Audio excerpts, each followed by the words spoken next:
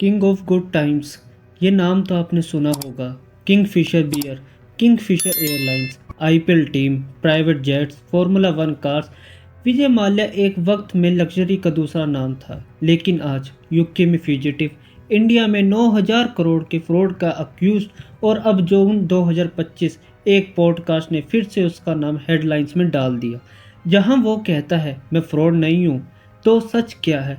आज हम खोलेंगे विजय माल्या के उठने से लेकर गिरने तक का पूरा किस्सा, और बीच में जो राज छुपे हैं वो भी। दोस्तों, विजय माल्या की कहानी समझनी है तो शुरू करते हैं बिल्कुल रूट से।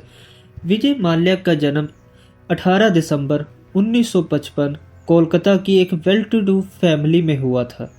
उनके पिता वित्तल माल्या, जो पेशे से यूनाइटेड ब्रेवरीज के चेयरमैन, ये वही कंपनी है जो किंगफिशर बियर बनाती है।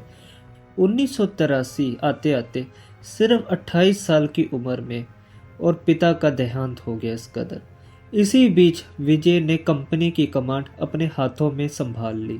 आप जरा सोचिए, 28 साल का एक शख्स जो कई करोड़ की कंपनी का मालिक था, ये था उसका पहला बड़ा स्टेप। चेयरमैन बनने के बाद विजय माल्या ने किंगफिशर को सिर्फ एक बियर ब्रांड नहीं बल्कि एक लाइफस्टाइल बना दिया।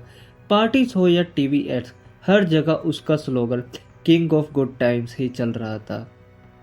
एक बात तो कहनी पड़ेगी, विजय माल्या सच में गुड टाइम्स जीना जानता था, लेकिन कभी कभी ये मस्ती एक दिन खुद अपने खिलाफ सबूत बन जाता। 2005 माल्या ने लिया अपना सबसे फ्लैशी स्टेप और उस समय का सबसे एक कदम आगे का फैसला। लॉन्च हुई Kingfisher airlines. Champagne on board, glamorous crew, comfortable seats. उस वक्त आम आदमी के लिए ये एक ड्रीम जैसा था जो अब हकीकत में बदलने जा रहा था। लेकिन माल्या का सपना सिर्फ उड़ान तक ही सीमित नहीं था।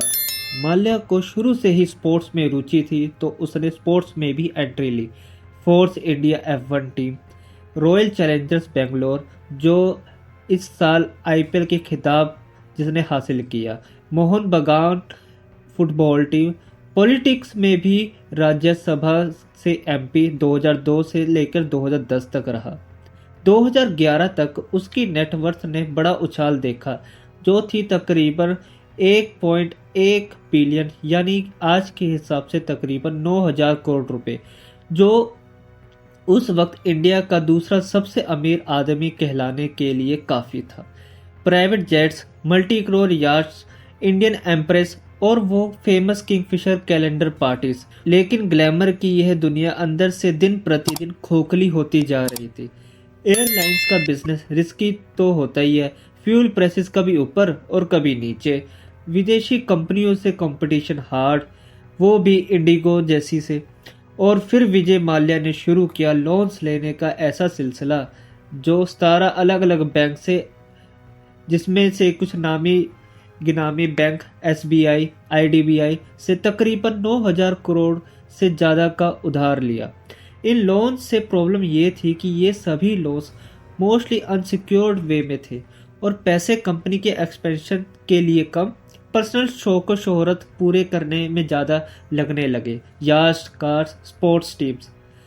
फिर एक दौर आया जब किंगफिशर एयरलाइन गिरने लगी, एम्प्लॉइज़ को सैलरीज तक नहीं मिल रही थी। और फिर 2000 boom, Kingfisher bankrupt, planes underground, हजारों जॉब्स खत्म सिर्फ एक ही झटके में। गुड टाइम्स का सफ़र यहीं ख़त्म नहीं हुआ था दोस्तों, ये तो स्कैम्स की असली शुरुआत थी। दोस्तों, अब शुरू होता है असली ड्रामा। ये कहानी सिर्फ विजय माल्या की नहीं, ये कहानी है एक स्कैम की, जिसमें शराफत का लिबास पहने हुए धोखा छुपा था। सोचिए जरा, एक इंसान जिसे दुनिया किंग ऑफ गुड टाइम्स के नाम से जानती थी, कैसे उसने देश के बड़े बड़े बैंक्स को उल्लू बनाया, और बनाया भी छोटी मोटी रकम के लिए नहीं बल्कि 9,000 करोड़ के कर्ज के लिए। 2005 में किंगफिशर एयरलाइंस जब लॉन्च हुई, एक ऐसी एयरलाइन जिसमें सफ़र करना मतलब एक लग्जरी ड्रीम, फ़्लाइट का मतलब बस उड़ना नहीं बल्कि एक रॉयल एक्सपीरियंस।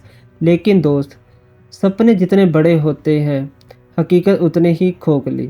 सिर्फ 3 साल बाद 2008 तक लॉसेस शुरू हो गए। फ्यूल प्राइसेस आसमान छू रहे थे और कंपटीशन डर आता था और मैनेजमेंट भी बस एक लफ्ज़ में नकारा। पर माल्या रुकना उनके लिए शर्म की बात थी। उनकी डिक्शनरी में स्टॉप नाम का लफ्ज़ था ही नहीं। हर नुकसान को उन्होंने एक नए शो के पर्दे से छुपाना शुरू कर दिया और वहीं से शुरू हुआ असली स्कैम का सफ़र। दोस्तों, विजय माल्या का सफ़र बहुत सिंपल था। बैंक से पैसे लो और अपनी शान शौकत पे उड़ा दो। सोचिए, एक दो बैंक नहीं, 17 banks, state bank of India, IDBI, Punjab national bank, सब ने हाथ आगे बढ़ाया और लोन भी कैसा, अनसिक्योर्ड। मतलब कोई ज़मीन जायदाद की गारंटी ही नहीं, सिर्फ एक चीज़, माल्या का नाम का भरोसा। लेकिन भरोसा हमेशा सच्चा नहीं होता। 2012 तक कर्जा 9,000 करोड़ क्रॉस कर गया और फिर सीबीआई और ईडी की रिपोर्ट्स ने सच्चाई का पर्दाफाश किया। बताया गया कि 3,500 करोड़ से ज़्यादा पैसा इधर उधर डाइवर्ट हुआ। कहाँ private jets, luxury yards, IPL की टीम, रॉयल चैलेंजर्स बेंगलोर और अपनी पर्सनल कंपनीज के नाम। दोस्त, ये कहानी सिर्फ एक बिजनेसमैन के डूबने की नहीं, ये कहानी है उन सपनों की जो पैसों के पीछे भागकर बिक गए। एक शायरी याद आती है, पैसे के पीछे दौड़े, खुद को बिकवाया और जब हकीकत सामने आई तो बैंक्स का दिल ही टूट गया। और यहीं से स्कैम का असली चेहरा सामने आने लगा। सवाल उठता है,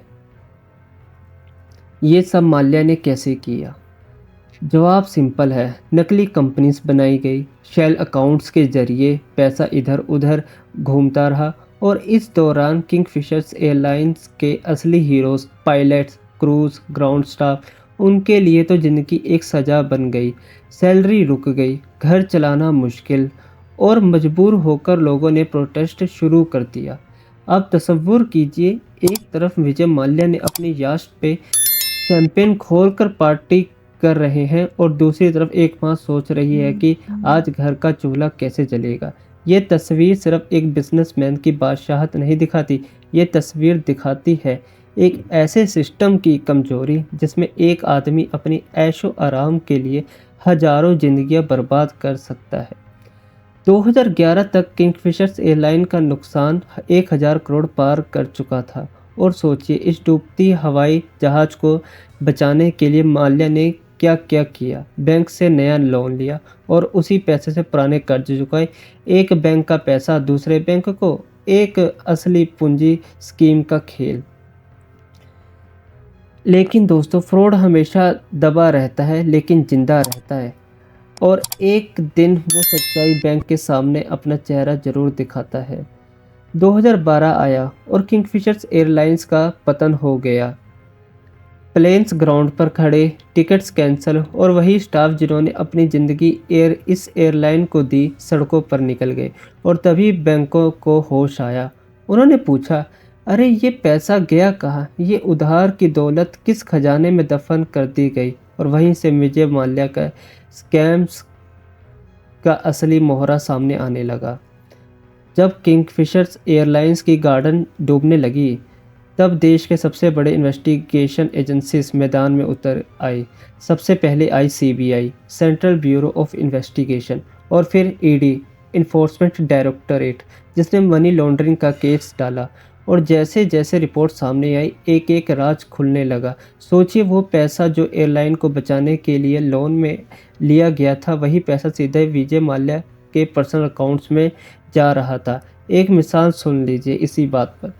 9,000 करोड़ का loan state bank of India से लिया गया और उसका एक बड़ा हिस्सा गया कहाँ?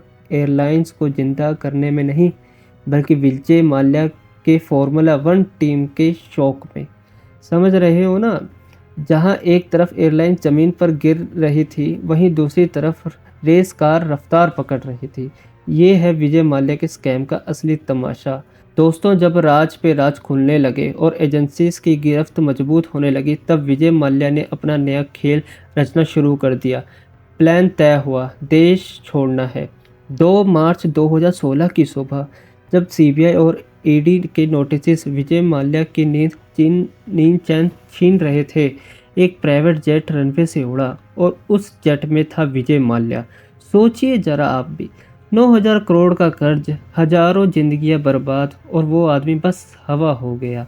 लगेगा दोस्तों जैसे ये स्कैम का क्लाइमेक्स था। ये तो सिर्फ इंटरवल था, क्योंकि अभी बाकी है कोर्ट की कार्रवाई, और बाकी है वो ड्रामा जो विजय माल्या ने पॉडकास्ट और इंटरव्यूज में रचा। सोचिए, एक आदमी जो दुनिया की नज़र में किंग ऑफ गुड टाइम्स था, कैसे बन गया इंडिया का मोस्ट वांटेड फ्यूजिटिव यानी भगोड़ा। 2012 वही साल जब किंगफिशर एयरलाइंस के दरवाजे बंद हो गए, कर्ज 9,000 करोड़ से ज़्यादा, एम्प्लॉइज सैलरी के बिना सड़कों पर आने को मजबूर, बैंक्स परेशानी से भरे हुए, और आवाम गुस्से में धोखे से जलती हुई। लेकिन विजय माल्या, उनके लिए ज़िंदगी तो जैसे रुकी ही नहीं।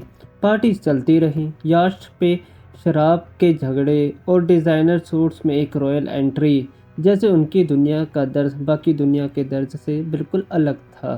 सीबीआई ने विजय माल्या के खिलाफ फ्रॉड और चीटिंग के चार्जेस लगाए, और साथ ही ईडी ने मनी लॉन्ड्रिंग का केस डाला। रिपोर्ट्स में खुलासा किया 3,500 करोड़ से ज़्यादा पैसे गए सीधे माल्या के पर्सनल लग्जरी में, और उसके बावजूद एयरलाइंस डूब रही थी।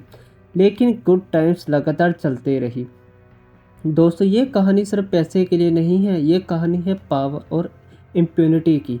जब कानून आपके पीछे हो और आप ऊपर उठकर हवा में उड़ते हो, तब ड्रामा शुरू होता है। बैंक्स ने मिलकर एक कंसोर्टियम बनाया, सोचा पैसे वापस लो।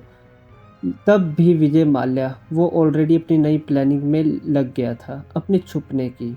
2 मार्च 2016 लुकआउट नोटिस लग चुका था, और सुबह सुबह एक प्राइवेट जेट यूके के लिए उड़ा, और उसमें कोई और नहीं, विजय माल्या खुद।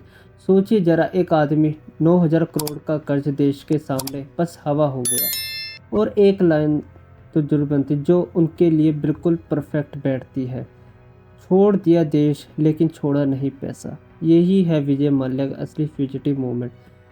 जैसे ही विजय माल्या लंदन पहुंचे, उन्होंने अपनी लाइफ फिर से शुरू कर दी। हर्टफोर्डशायर का मेंशन, पोलो मैचेस, प्राइवेट पार्टीज, जैसे उनके ऊपर देश का कानून का कोई असर ही नहीं। लेकिन इंडिया ने भी पीछे नहीं हटना था। यूके कोर्ट्स में एक्स्ट्राडिशन केस डाला गया। 2018 और 2020 में जजमेंट आया, माल्या को इंडिया भेजो। लेकिन लीगल बैटल यहीं ख़त्म नहीं हुआ। अपील्स, डिलेस और पेपर्स का जंगल, और बैंक्स का पैसा अभी भी वही स्टक, फ्रोजन, जैसे वक्त ने उस पैसे को रोक दिया हो। ये कहानी सिर्फ एक फ्यूजिटिव की नहीं, ये कहानी है एक ऐसे सिस्टम की जहां पावर, पैसा और कानून का ड्रामा साथ साथ चल रहा है। दोस्तों, इंडिया ने फिर अपना एक्शन लिया। 14,000 करोड़ से ज़्यादा के एसेट्स सीज किए गए, प्रॉपर्टी, शेयर्स और याcht। लेकिन दोस्तों, पूरा कर्ज अभी तक रिकवर नहीं हुआ। 2019 में विजय माल्या को ऑफिशियली डिक्लेयर किया गया फ्यूजिटिव इकोनॉमिक ऑफेंडर, और फिर भी यूके में वो ओपन है, अपनी ज़िंदगी जी रहा है, बिल्कुल फ्री और शेमलेस। यही है असली ड्रामा दोस्तों, जब एक पूरा देश जस्टिस के लिए तरस रहा है, और किंग ऑफ गुड टाइम्स अपने एग्जाइल में बस अपने गुड टाइम्स एंजॉय कर रहा है। ये कहानी सिर्फ पैसा और पावर की नहीं दिखाती, ये कहानी है एक देश की उम्मीद और एक आदमी की एरोगेंस की। दोस्तों, 2025 आ गया, विजय माल्या अभी भी लंदन में, 9,000 करोड़ का केस अभी भी लटका हुआ है। यूके कोर्ट्स ने 2018 में, फिर 2020 में कहा इंडिया भेजो, लेकिन अपील्स, लीगल मज़े, और माल्या आज भी फ्री, अपनी ज़िंदगी जी रहा है जैसे कानून का कोई असर ही नहीं। और फिर आया एक ट्विस्ट, जून 2025, 9 साल की खामोशी तोड़कर माल्या ने राज शमानी के पॉडकास्ट पर 4 घंटे का इंटरव्यू दिया, और result 20 million views. Social media फट पड़ा।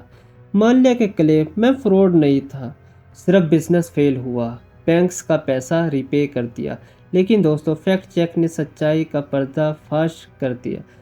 3500 करोड़ डाइवर्टेड फंड्स का कोई जवाब नहीं, फुल रिपेमेंट गलत, और एक्स ट्विटर पे जो मेम्स का सुनामी छाया, नीरव मोदी, ललित मोदी, माल्या गुड टाइम्स का रीयूनियन। और एक लाइन में परफेक्ट बैठती है, गुड टाइम्स का वादा किया लेकिन देश के सपने बेच दिए। यही है विजय माल्या का 2025 का ड्रामा, जहां पावर, पैसा और एरोगेंस का फ्यूजन अभी भी दुनिया के सामने दिख रहा है। तो दोस्तों, ये थी विजय माल्या की कहानी। किंग ऑफ गुड टाइम्स से बन गया fugitive of our times. 9,000 crore का स्कैम का अक्यूज्ड जो आज भी लंदन में आज़ाद है। एक लाइन दोस्तों जो सच को परफेक्टली बयां करती है, सपने बिकते हैं लेकिन सच छुपता नहीं। यह केस हमें एक सबक सिखाता है, लालच सिर्फ पैसा नहीं खाता, ट्रस्ट भी खाता है। बैंक्स ने 14,000 करोड़ के एसेट्स सीज कर दिए, लेकिन पूरा कर्ज अभी भी बाकी है। और सवाल दोस्तों, इंडिया वेट कर रहा है। जस्टिस मिलेगा या ये कहानी धुंध में खो जाएगी? आप बताओ, माल्या कभी वापस आएगा या नहीं, या ये भी एक अनफिनिश्ड स्कैम बन के रह जाएगा? लाइक करो, सब्सक्राइब करो और कमेंट में लिखो अगला स्कैम किस पर कवर करें, क्योंकि दोस्तों कहानी अभी ख़त्म नहीं हुई। और जब सच और लालच का तमाशा शुरू हो, तब ड्रामा का असली रंग दिखता है।